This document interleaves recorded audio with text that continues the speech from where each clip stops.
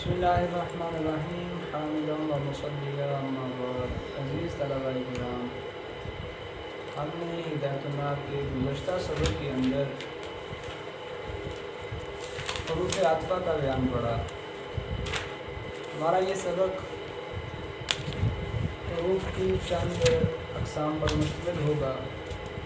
پہلی تین قسمیں ہم پڑھ چکے ہیں، حروف جارہ، شبہ بالفعل اور حروف عطف۔ اس کے بعد چوتھی قسم حروف تنبیہ، پانچویں حروف ندا، چھٹی حروف ایجاب، ساتویں حروف زیادت، آٹھویں تفصیل کے دو حرف، نویں حروف مصدریہ، دسویں حروف تحدید اور 11ویں حرف توقع۔ انشاءاللہ العزیز اس سبق میں ہم ان 8 اقسام کا بیان پڑھیں گے۔ سب سے پہلے ہے حروف تنبیہ۔ مصنف نے فرمایا حروف التنبیہ ثلاثۃ الا و اما و ہا وضعت لتنبیہ المخاطب لئلا یفوتہ شیء من الکلام۔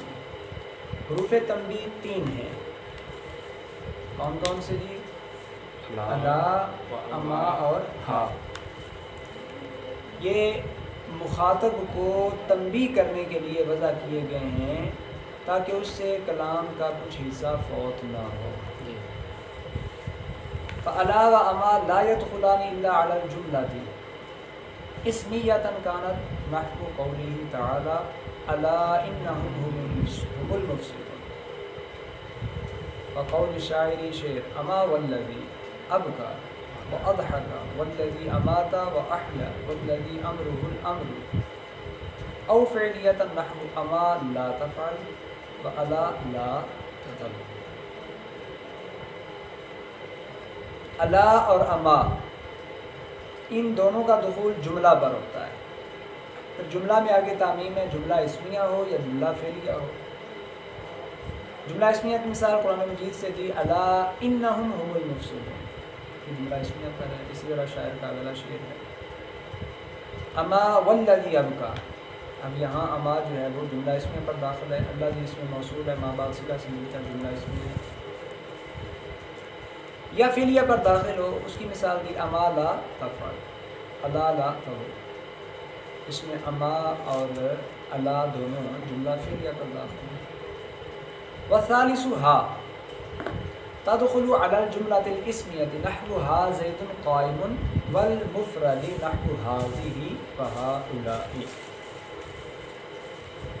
ان میں سے تیسرا ہے کہ ہا۔ ہا یہ جملہ اسمیہ پر داخل ہوتا ہے، مفرد پر بھی داخل ہوتا ہے۔ جملہ اسمیہ کی مثال ہا زید قائم، مفرد کی مثال اسم اشارہ پر داخل ہے ہذہ ہؤلاء۔ تو یہ ہے جی حروف تنبیہ الا، اما اور ہا۔ الا اما دونوں جملے پر داخل ہوتے ہیں، اسمیہ ہو یا فعلیہ، ہا جملہ اسمیہ اور مفرد اس پر داخل ہوتا ہے۔ اس کے بعد اگلی فصل میں فرمایا حروف النداء خمسۃ یا و ایا و حیا و ای والحمزۃ المفتوحۃ فای والحمزۃ للقریب و ایا و حیا للبعید و یا لهما وللمتوسط وقد مر احکام المنادى۔ حروف نداء 5 ہیں، یا، ایا، حیا، ای اور حمزہ مفتوحہ۔ یا اچھا، اس میں ای اور حمزہ آخری دونوں، ای اور حمزہ مفتوحہ، یہ دونوں قریب کو ندا دینے کے لیے، ای اور حمزہ۔ ایا اور حیا یہ دونوں بعید کو، دور والے کو بلانے کے لیے آتے ہیں، اور یا قریب اور بعید دونوں کے لیے اور متوسط کو، تینوں کے لیے آتا ہے۔ مصنف فرما رہے ہیں کہ منادہ کے احکام ہم نے ماقبل منصوبات کی بات کے اندر خود تفصیل پڑھے، لہٰذا ان کے حوالے سے اور بات کی ضرورت ہے۔ اچھا جی، حروف تنبیہ اور حروف ندا کا بیان مکمل ہوا۔ اس کے بعد مصنف نے اگلی فصل میں فرمایا حروف الایجاب ستۃ نعم و بلا و اجل و جیری و انا و ای۔ حروف ایجاب، حروف کی چھٹی قسم، یہ بھی 6 ہیں، کون کون سے ہیں؟ فرمایا نعم، بلا، اجل، جیری، انا اور ای۔ اب آگے ان کی تفصیل ہے جی۔ اما نعم فلتقریر کلام سابق مثبتا کان او منفیا، ان میں سے جو پہلا ہے نا نعم، یہ کلام سابق کو پختہ کرنے کے لیے آتا ہے، چاہے وہ مثبت ہو یا منفی ہو، سابقہ کلام مثبت ہو یا منفی ہو، نعم اس کو پختہ کرنے کے لیے آتا ہے۔ نحو اجا زید قلت نعم اما جا زید قلت نعم۔ مثبت کی مثال دی، مثلا کوئی کہے اجا زید تو آپ جواب میں کہیں جی ہاں، تو نعم نے آ کر اس کے آنے کو پختہ کیا۔ اما جا زید کیا زید نہیں آیا، نفی کی مثال، آپ کہتے ہیں نعم ہاں نہیں آیا، آپ نے اس بات کو پختہ کیا۔ اس کے بعد ہے بلا، وبلا تختص بإيجاب ما نفي استفهاما كقوله تعالى ألست بربكم قالوا بلى أو خبرا كما يقال لم يكن زيد بلا قد قام۔ بلا جو ہے وہ جس چیز کی استفہاماً نفی کی گئی ہے یا خبراً نفی کی گئی ہے اس کو ثابت کرنے کے لیے، جس چیز کی استفہاماً نفی کی گئی یا خبراً نفی کی گئی، استفہام کی صورت میں کسی چیز کی نفی کی گئی ہو اس کو ثابت کرنے کے لیے آتا ہے، خبراً کسی چیز کی نفی کی گئی اس کو ثابت کرنے کے لیے۔ استفہام کی مثال ارشاد باری تعالیٰ الست بربکم، اس میں استفہام نفی ہے، کیا میں تمہارا رب نہیں ہوں؟ تو بلا کے ذریعے ایجاب کیا، کیوں نہیں مولا تو ہمارا رب ہے۔ خبر کی لم یکن زید، زید کھڑا نہیں ہوا، جواباً آپ کہیں بلا کیوں نہیں، یعنی قد قام، وہ کھڑا ہوا ہے۔ تو یہاں خبراً جس چیز کی نفی کی گئی تھی بلا کے ذریعے اس کا ایجاب کیا گیا۔ اس کے بعد اگلا ہے جی ای، فرمایا للاثبات بعد الاستفهام ويلزم القسم كما اذا قيل هل كان كذا قلت اي والله۔ ای جو ہے استفہام کے بعد کسی چیز کو ثابت کرنے کے لیے، اور اس کو قسم لازم ہوتی ہے، یعنی یہ قسم کے ساتھ استعمال ہوتا ہے اکیلا نہیں۔ مثلا کوئی کہے ہل کانا کذا، یہ کیا ایسی بات ہے، جو اپن کہا جائے ای واللہ، ہاں اللہ کی قسم ایسی۔ اس کے بعد ہے اجل، جیری اور انا، یہ تینوں لتصدیق الخبر کما اذا قیل جاء زید قلت اجل او جیری او انا اے اصدقک فی ھذا الخبر، یہ تینوں جو ہیں یہ خبر کی تصدیق کے لیے آتے ہیں۔ مثلا کہا جائے جاء زید، زید آیا، تو جواباً بندہ کہے اجل، جیری، انا، مطلب یہ ہے بھئی میں اس خبر میں تمہاری تصدیق کرتا ہوں، زید آیا ہے۔ تو حروف ایجاب نعم، بلا، اجل، جیری، انا اور ای، ہم 6 کی تفصیل ہم نے پڑھی۔ اس کے بعد ہم حروف کی آگے 7ویں قسم ہے حروف زیادت، اس کا بیان پڑھتے ہیں۔ مصنف نے فرمایا حروف الزیادت سبعۃ، حروف زائدہ 7 ہیں، ان و ان و ما و لا و من و الواو و اللام۔ وہ کون کون سے ہیں جی؟ ان ہے، ان ہے، ما ہے، لا ہے، من ہے، وا ہے اور لام ہے۔ اب تفصیل ان کے استعمال کی، فرمایا فَإِن تُزَادُ مَعَ مَا النَّافِيَةِ نَحْوُ مَا إِن زَيْدٌ قَائِمٌ وَمَعَ مَا الْمَصْدَرِيَّةِ نَحْوُ انتظر مَا إِن يَجْلِسُ الْأَمِيرُ وَمَعَ لَمَّا نَحْوُ لَمَّا إِن جَلَسْتَ جَلَسْتُ۔ یہ جو ان ہے پہلا، یہ 3 چیزوں کے ساتھ زائد ہوتا ہے۔ ما نافیہ کے ساتھ، جیسے مصنف نے مثال دی ما ان زید قائم۔ ما مصدریہ کے ساتھ مصنف نے مثال دی انتظر ما ان یجلس الامیر، اس میں ما مصدریہ ہے۔ اور لما کے ساتھ جیسے مصنف نے مثال دی لما ان جلستا جلستو۔ تو یہ 3 جگہ ہیں جہاں ان زائد ہوتا ہے۔ اس کے بعد ان کے بارے میں فرمایا وَأَن تُزَادُ مَعَ لَمَّا كَقَوْلِهِ تَعَالَى فَلَمَّا أَن جَاءَ الْبَشِيرُ وَبَيْنَ لَوْ وَالْقَسْمِ الْمُتَقَدِّمِ عَلَيْهَا نَحْوُ وَاللَّهِ أَن لَوْ قُمْتَ قُمْتُ۔ ان کے بارے میں فرمایا کہ یہ 2 چیزوں کے ساتھ زائد ہوتا ہے، لما کے ساتھ جیسے ارشاد باری تعالیٰ ہے فَلَمَّا أَن جَاءَ الْبَشِيرُ، اس میں لما کے بعد ان زائد ہے۔ لو اور قسم، پہلے قسم آئی ہوئی ہے، اس قسم کے درمیان اور لو کے درمیان، قسم کے بعد ان آئے گا اور بعد میں لو آئے گا، درمیان میں ان ہوگا، جس طرح واللہ اللو کنتا کنتو، تو واللہ قسم، بعد میں لو، درمیان میں ان۔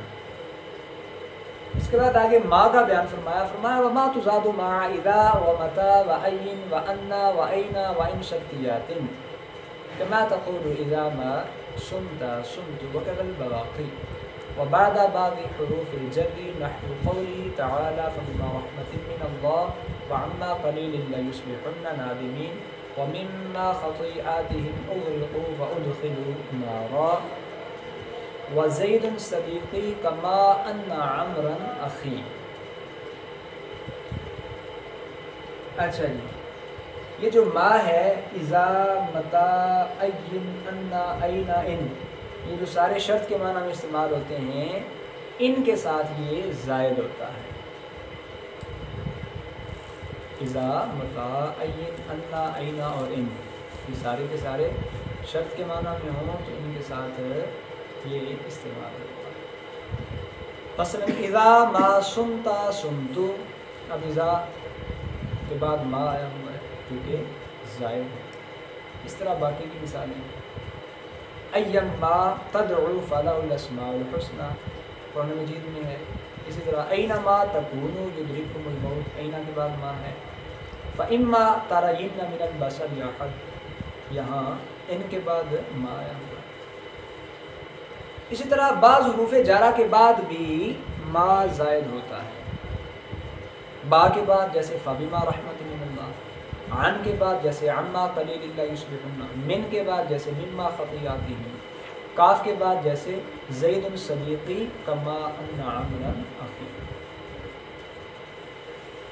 اچھا، اس کے بعد آگے فرمایا ولا، یہ جو چوتھا ہے حروف زائدہ میں لا، لا تزاد مع الواو بعد النفی نحو ما جاءنی زید ولا عمرو وبعد عن المصریۃ نحو قوله تعالی ما منعک الا تسجد وقبل القسم كقوله تعالی لا اقسم بهذا البلد بمعنى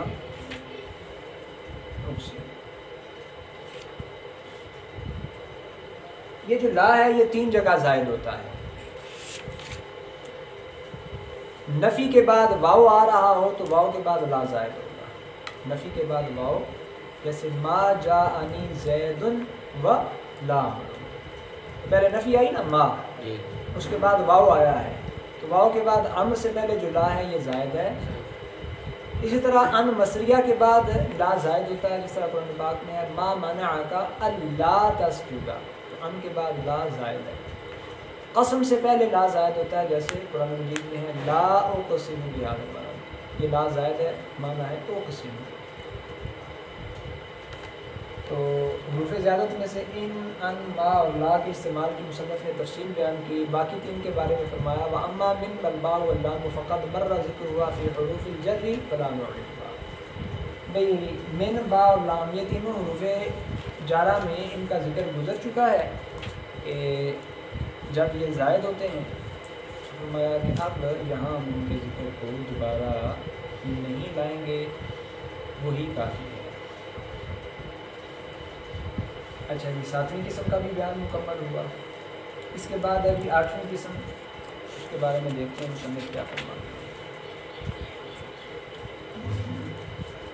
فرمایا حرف التفصیل،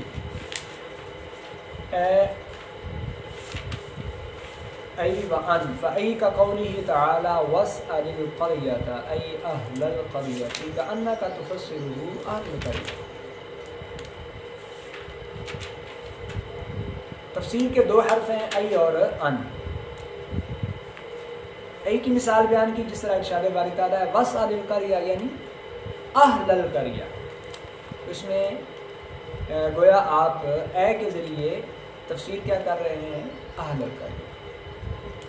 وَأَنْ إِنَّمَا يُفَسَّرُ بِهَا فِعْلٌ بِمَعْنَى الْقَوْلِ كَقَوْلِهِ تَعَالَى وَنَادَيْنَاهُ أَن يَا إِبْرَاهِيمُ فَلَا يُقَالُ قُلْتُ لَهُ أَنِ اكْتُبْ إِذْ هُوَ لَفْظُ الْقَوْلِ لَا مَعْنَاهُ۔ ان جو ہے اس کے ساتھ ایسے فعل کی تفسیر کی جاتی ہے جو فعل قول کے معنی میں ہو، قول کے معنی میں ہو، وہاں خود لفظ قول نہ ہو بلکہ قول کا اس میں معنی پایا جائے. اس طرح ارشاد باری تعالیٰ ہے وَنَادَيْنَاهُ أَن يَا إِبْرَاهِيمُ. تو نادینا یہ معنی قول کا معنی دے رہا ہے، اس کے بعد ان جو ہے اس کی تفسیر کر رہا ہے. لیکن اگر کوئی کہے قُلْتُ لَهُ أَنِ اكْتُبْ، تو یہ درست نہیں ہوگا کیونکہ یہاں قول لفظاً موجود ہے قُلْتُ لَهُ معنی میں، جبکہ ان تفسیر کہاں کرتا ہے جب مانن ہو لفظاً نہ. نہیں جی، 8ویں قسم تفسیر کے 2 حرف ہے اور ان، ان کی بھی تفسیر ہم نے پڑھی. اس کے بعد آتے ہیں جی 9ویں قسم کی طرف، وہ ہے حروف مصدر. مصنف نے فرمایا حروف المصدر ثلاثۃ ما و ان و انا. حروف مصدر کتنے ہیں جی؟ 3. ما ہے، ان ہے اور انا. ان کا استعمال کیا ہے؟ فرمایا فالأولى یعنی للجملة الفعلیة كقوله تعالی وضاقت علیہم الارض بما رحبت ای برحبها، وقول الشاعر یسر المرء ما ذهب الليالي وكان ذهابهن له ذهابا. ان میں سے جو پہلے 2 ہیں کون کون سے جی؟ ما اور ان، یہ دونوں جملہ فعلیہ کے لیے استعمال ہوتے ہیں. دوسرا قرآن مجید میں ہے وَضَاقَتْ عَلَيْهِمُ الْأَرْضُ بِمَا رَحُبَتْ. اب ما جو ہے مصدریہ، اس نے راحبت فعل کو مصدر کی معنی میں کیا ای برحبها. اسی طرح شاعر کا یہ شعر ہے یسر المرء ما ذهب الليالي، اس میں ما کے بعد ذهب فعل ہے جو ما کی وجہ سے مصدر کی معنی میں.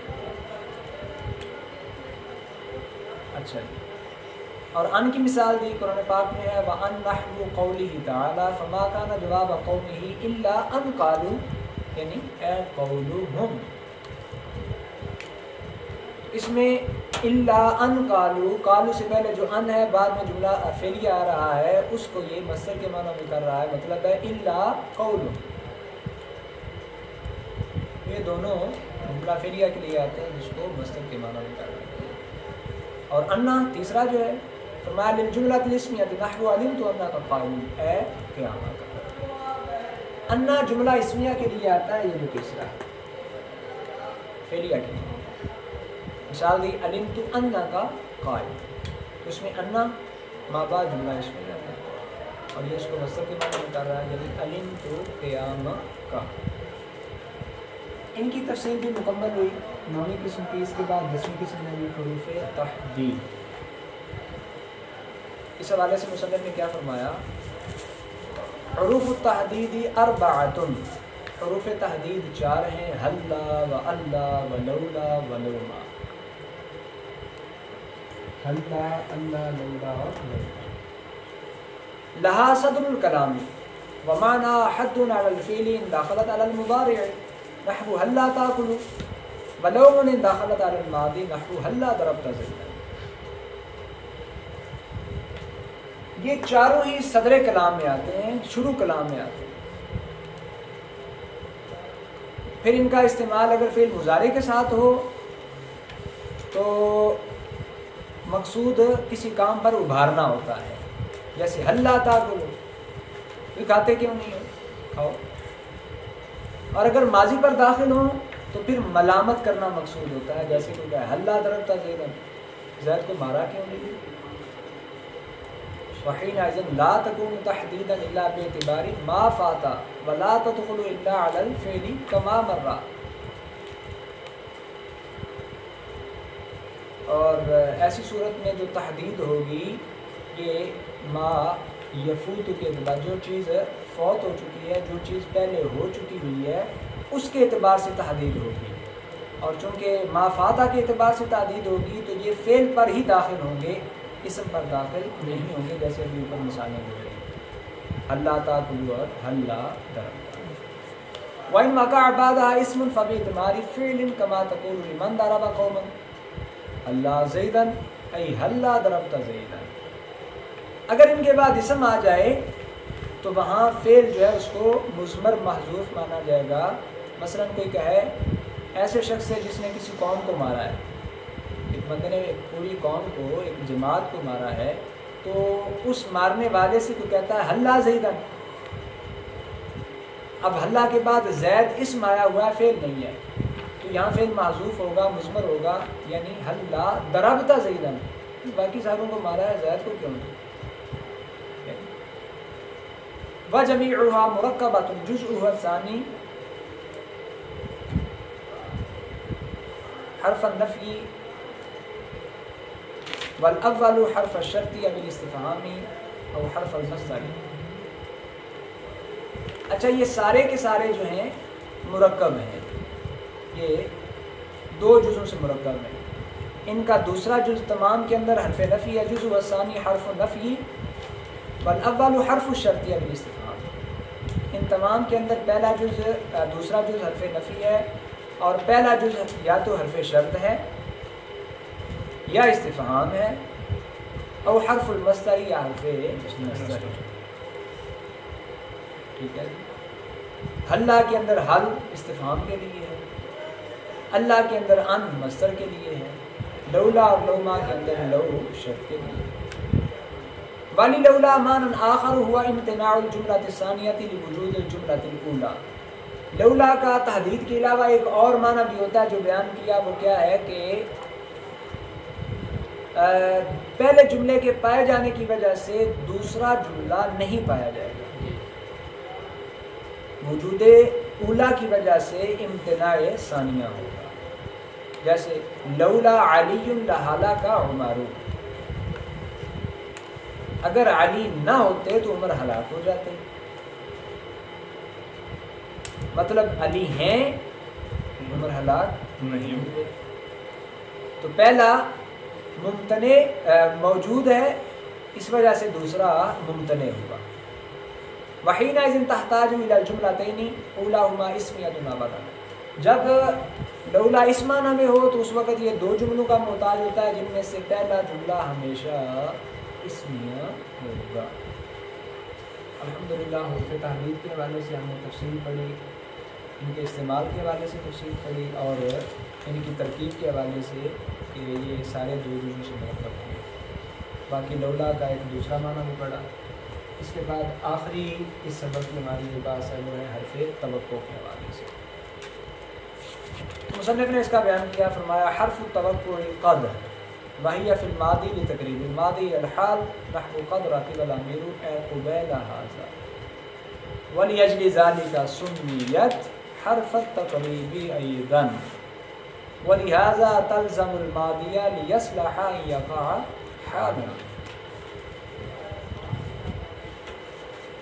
حرف توقع ایک ہی ہے، قد. یہ ماضی میں آتا ہے اور ماضی کو حال کے قریب کرنے کے لیے استعمال ہوتا ہے. مثلا کوئی کہتا ہے قد راکب الامیر، تو اس کا مطلب ہے ابھی ابھی، یعنی تھوڑی دیر پہلے امیر سوار ہوا ہے.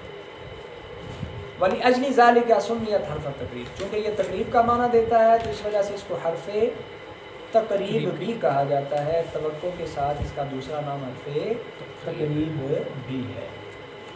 ولہذا، اور چونکہ یہ ماضی کو حال کے قریب کرنے کے لیے آتا ہے، اس وجہ سے تلزم الماضیہ لیصلح یا کا حالا، ماضی کو ہی لازم ہوتا ہے تاکہ وہ حال بننے کی، حال واقع ہونے کی صلاحیت میں آ جائے.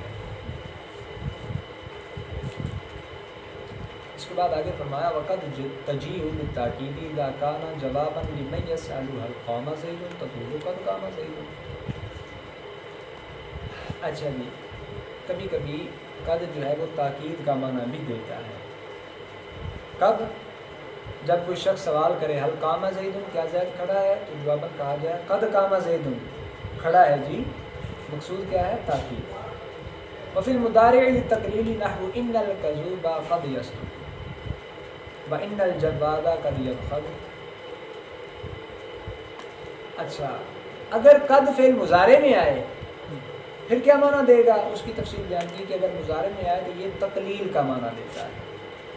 جیسے مثال ہے ان الکذوب قد یصدق، جھوٹا آدمی کبھی کبھی سچ بھی بول لیتا ہے، اور سخی کبھی کبھی بخیل بھی ہو جاتا ہے. وقد تجیء للتحقیق كقوله تعالی قد يعلم الله المعوقين، اور مضارع میں کبھی کبھی یہ تحقیق کا معنی بھی دیتا ہے، یعنی تقلیل سے ہٹ کر تحقیق کے لیے آتا ہے۔ اس طرح ارشاد باری تعالیٰ قد يعلم الله المعوقين۔ ويجوز الفصل بينها وبين الفعل بالقسم نحو قد والله احسنت۔ اس کے استعمال کے حوالے سے ایک اور بات بیان کی کہ ایسا بھی جائز ہے کہ قد اور اس کا فعل ان دونوں کے درمیان قسم کا فاصلہ لے آئے، جیسے قد واللہ احسنت، تو قد احسنت قد کا فعل ہے، اس کے درمیان واللہ قسم کا فاصلہ لے آئے، یہ بھی جائز ہے۔ وقد يحذف الفعل بعد قد عند القرينة كقول الشاعر عفد الترحل غير أن ركابنا لما تزل برحالنا وكأن قد۔